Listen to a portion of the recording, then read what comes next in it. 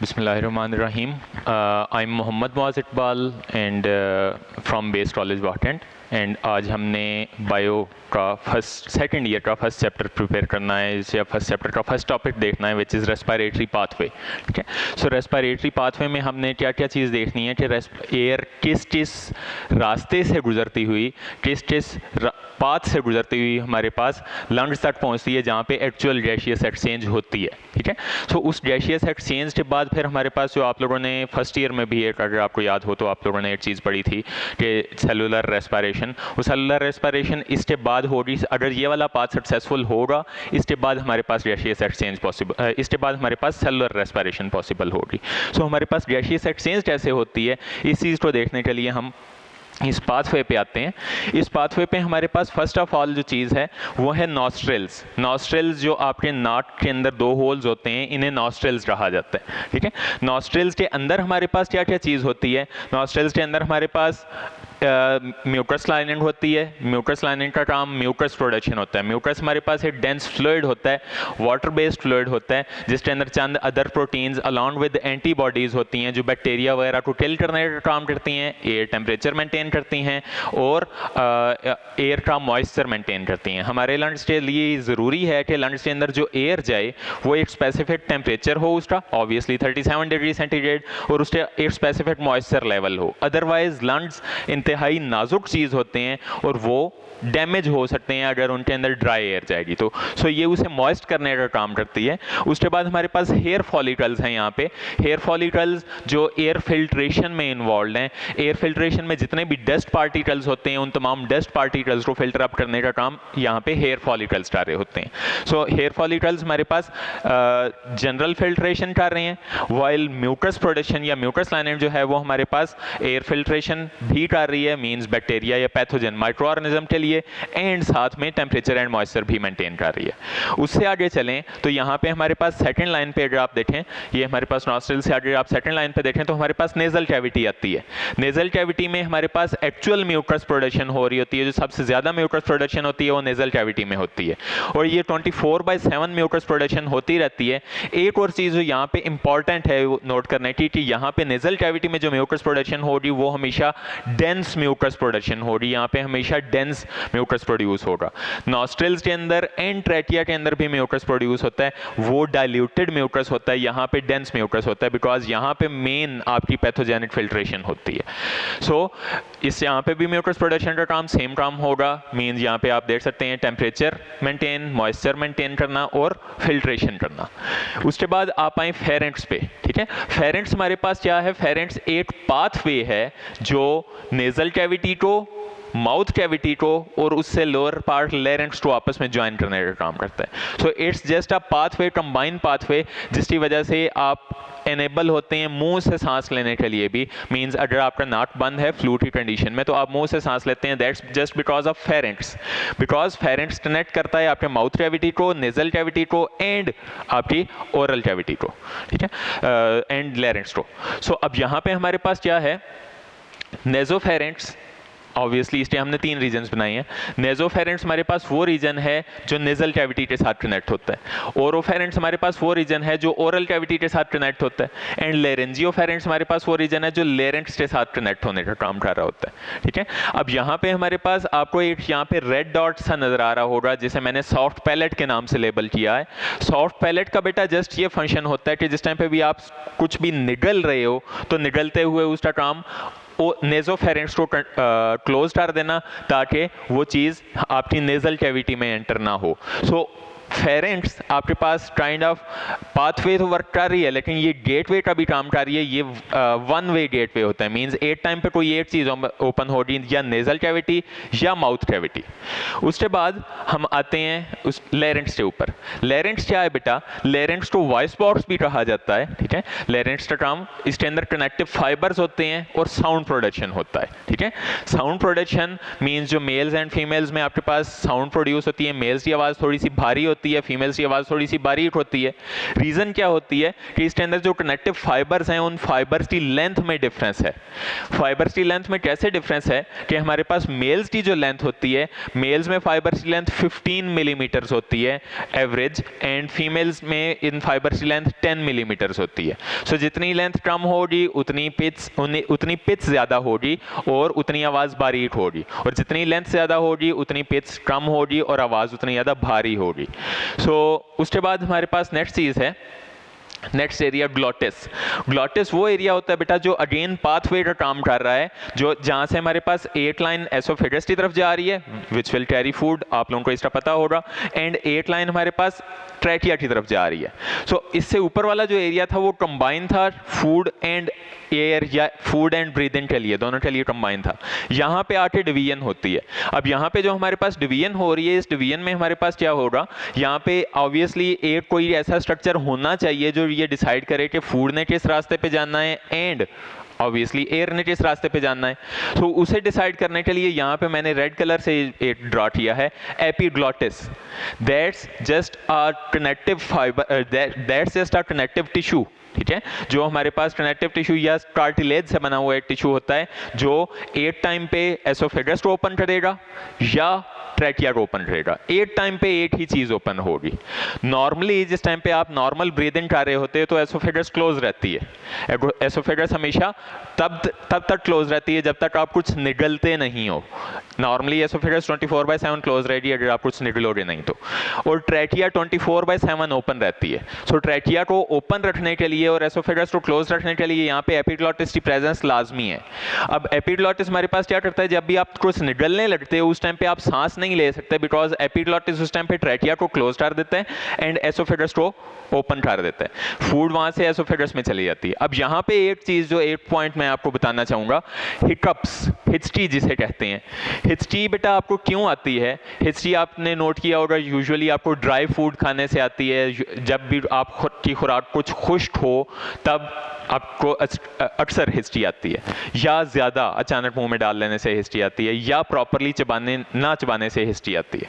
तो उसमें होता क्या है कि जो फूड पार्टिकल्स होते हैं अगर वो उनमें मॉइस्चर लेवल मेंटेन ना हो तो वो हमारे पास लेरेंक्स और ग्लॉटिस रीजन के दरमियान स्टिक कर जाते हैं, बिकॉज यहाँ पे म्यूकस लाइनिंग होती है। सो यहाँ पे वो स्टिक कर जाते हैं इस वॉल के साथ। ऑब्वियसली निगलने के बाद ट्रैकिया का ओपन होना लाजमी है एंड एसोफेगस का क्लोज होना लाजमी है।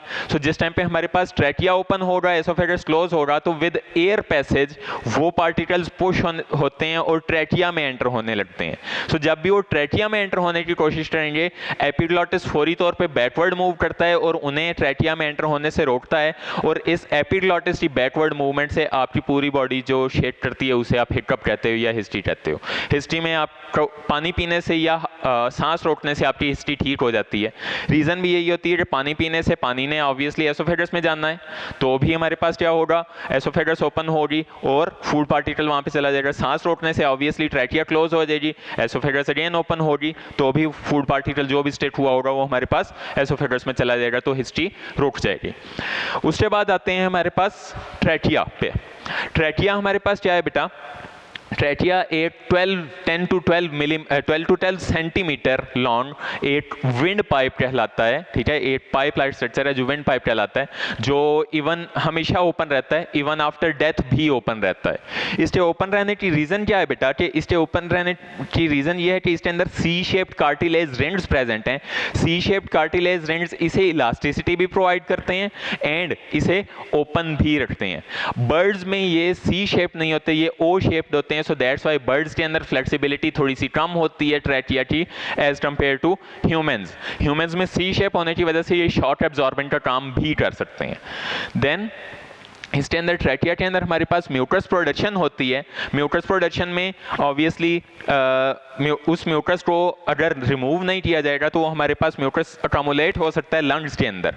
सो लंग्स एक ब्लाइंड एंड है, एक बैलून लाइक स्ट्रक्चर है। सो वहाँ पे हमने किसी भी तरह के फ्लूइड को डिपॉजिट नहीं होने देना, हमने लंग्स को एम्प्टी रखना है एज मैक्सिमम एज पॉसिबल।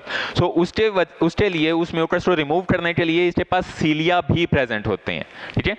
सीलिया हमारे पास जो होते हैं, सीलिया यहाँ पे आप कह लो इस म्यूकस लाइनिन को या जो म्यूकस हमारे पास प्रोड्यूस हो रहा है उसे रिमूव करने का काम करते हैं। ये म्यूकस 24/7 प्रोड्यूस होता रहता है, चाहे फ्लू हो या ना हो। फ्लू की कंडीशन में ज़्यादा हो जाता है, नॉर्मली कम होता है। सीलिया कंटिन्यूसली प्रोपेल अपवर्ड करते हैं और अपवर्ड प्रोपेलेंट की वजह से वो म्यूकस यहाँ से गुजरता हुआ हमारे पास नेजल कैविटी से गुजरता हुआ नॉस्ट्रल से बाहर आ जाता है और ये प्रोसेस कंटिन्यूली चलता रहता है 24/7। सो यहाँ पे भी हमारे पास ऑब्वियसली म्यूकस लाइनिंग है, तो म्यूकस लाइनिंग का प्रोडक्शन जो पर्पस होगा वो हमारे पास फिल्ट्रेशन होगा। Filtration, air filtration. यहाँ पे कोई अगर रह गया हो पैथोजन, तो पैथोजन यहाँ पे आके ट्रैप हो जाता है और लंग्स के अंदर एंटर नहीं हो सकता। यहाँ तक पहुँचने तक तकरीबन 99% जो आपके पास केमिकल्स एंड पैथोजेंस हैं वो यहाँ पे ट्रैप हो चुके होते हैं। इससे आगे लंग्स के अंदर लेस देन 1% चांसेस होते हैं कि लंग्स के अंदर कोई भी पैथोजन जाएगा। अगर लंग्स के अंदर कोई भी पैथोजन खुदा न खास्ता चला जाए तो उसके ग्रो करने के चांसेस बहुत ज़्यादा होते हैं, बिकॉज लंग्स के पास फूड सप्लाई, ब्लड सप्लाई यहाँ पे एल्व्यूलर सेट होने की वजह से बहुत ज़्यादा होती है, बिकॉज लंग्स की सरफेस हमेशा मॉइस्ट रखी जाती है एंड मॉइस्ट रखने के साथ साथ उसे फूड बहुत ज़्यादा दी जाती है लाइव रखने के लिए, क्योंकि नाजुक टिश्यू है। ठीक है, सो यहाँ पे उसे आप कह लो पैथोजन के यहाँ पे ग्रो करने के चांसेस बहुत ज़्यादा होते हैं। सो हर मुमकिन कोशिश की जाती है कि कोई भी पैथोजन यहाँ पे ना पहुँचे, जिसमें से ये लास्ट एक बैरियर है आपके पास। इस लास्ट बैरियर के बाद हमारे पास नेक्स्ट स्टेज है ब्रोंकाई की। ब्रोंकाई वो डिवीजन्स होती हैं जो हमारे पास ट्रैकिया से आगे लंग्स को एयर सप्लाई करने का काम करती हैं। 2 ब्रोंकाई प्रेजेंट होते हैं हर पर्सन में।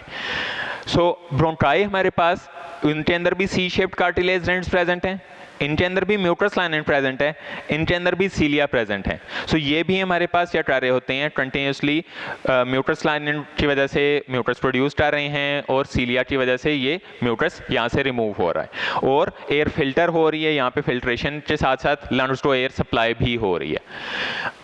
उसके बाद हमारे पास नेक्स्ट है ब्रोंकियोल्स। ब्रोंकियोल्स फिर फर्दर डिवीजन होती है हमारे पास ब्रोंकाई की, जो लंग्स के अंदर होती है हमेशा।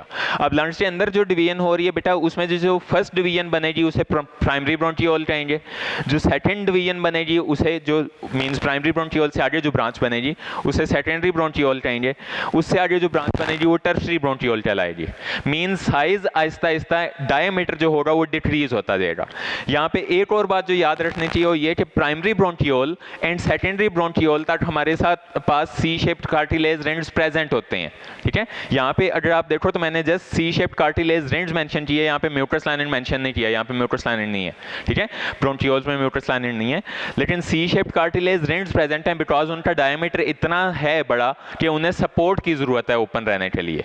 सो यहाँ पे हमारे पास प्राइमरी एंड सेकेंडरी ब्रोंकियोल के अंदर C shaped cartilage rings present हैं, वाइल जो उसके बाद tertiary, quaternary and so on आगे जितनी भी ब्रांचेस बनती हैं वो इतनी नैरो हो जाती हैं कि उनके अंदर किसी भी कार्टिलेज रेंट्स की जरूरत नहीं होती और वो अपने ओन पे खुद ओपन रह सकती हैं।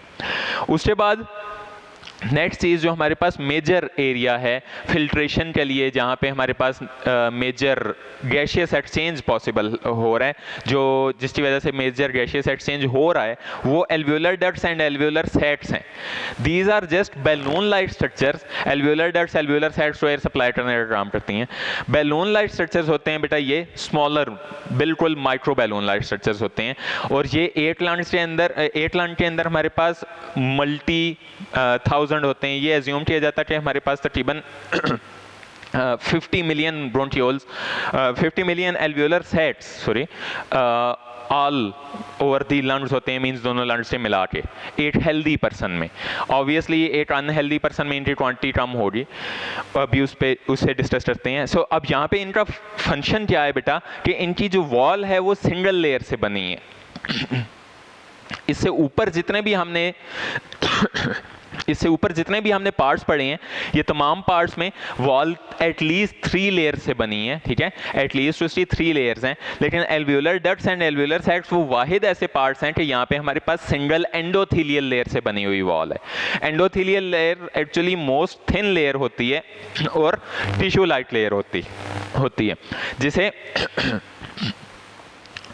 जिसे हमारे पास क्या होगा, एल्वियोलर डक्ट्स हमारे पास सिंगल एंडोथेलियल लेयर से बनी हुई आप कह लें लाइनिंग होती है, जिसे extensive amount of blood supply दी जाती है, और extensive amount of blood supply होने की वजह से ये इजीली गैसियस एक्सचेंज कर सकते हैं। ठीक है, मींस इसमें टोटल 2 लेयर्स ऑफ सेल्स होती हैं, और 2 लेयर्स ऑफ सेल इतनी बारीक होती हैं कि उनमें से easily gaseous particle pass on हो सकते हैं।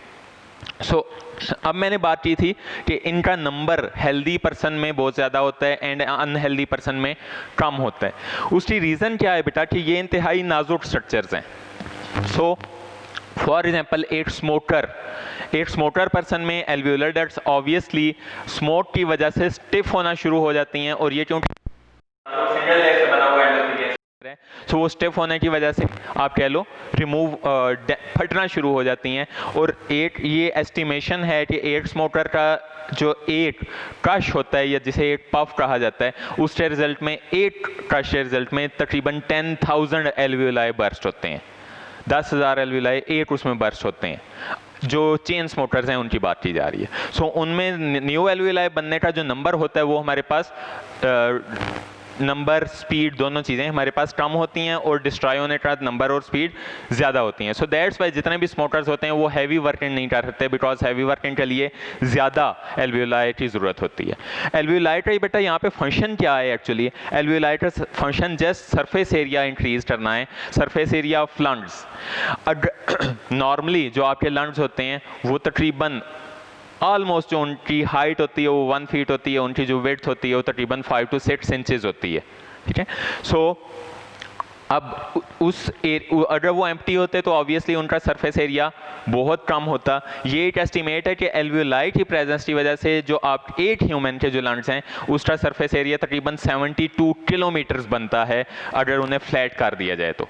ठीक है, मींस ये इतना ज़्यादा सरफेस एरिया प्रोवाइड कर रहे हैं, और इतने ज़्यादा सरफेस एरिया प्रोवाइड करने की वजह से गैसियस एक्सचेंज बहुत ज़्यादा इजी हो जाती है, पॉसिबल हो जाती है। यहाँ से हमारे पास जितनी भी एयर जो यहाँ से लंग्स में एंटर हो रही है वो तमाम ब्लड कैपिलरीज में चली जाएगी, ऑक्सीजन एंड कार्बन डाइऑक्साइड वहाँ से ईजीली वापस चली जाएगी। लेकिन इस प्रोसेस को आप कह लो पॉसिबल बनाने के लिए ये चीज़ ज़रूरी है कि एल्वियोलाई का जो सरफेस एरिया है, एल्वियोलाई का सरफेस एरिया वेट रखा जाए, मॉइस्ट रखा जाए, बिकॉज गैसेस इजीली डिसॉल्व होती हैं मॉइस्चर के अंदर या वाटर के अंदर। अगर ये एरिया ड्राई होगा तो उसके अंदर ही गैसेस इजीली डिसॉल्व नहीं हो सकेंगी। सो दैट्स वाई वहाँ पे गैसियस एक्सचेंज बहुत मुश्किल हो जाएगी। ठीक है, सो ये हमारे पास आज का टॉपिक था बेटा। इसमें कोई भी प्रॉब्लम हो तो आप लोग ऑनलाइन पूछ सकते हैं। Thank you so much for your time.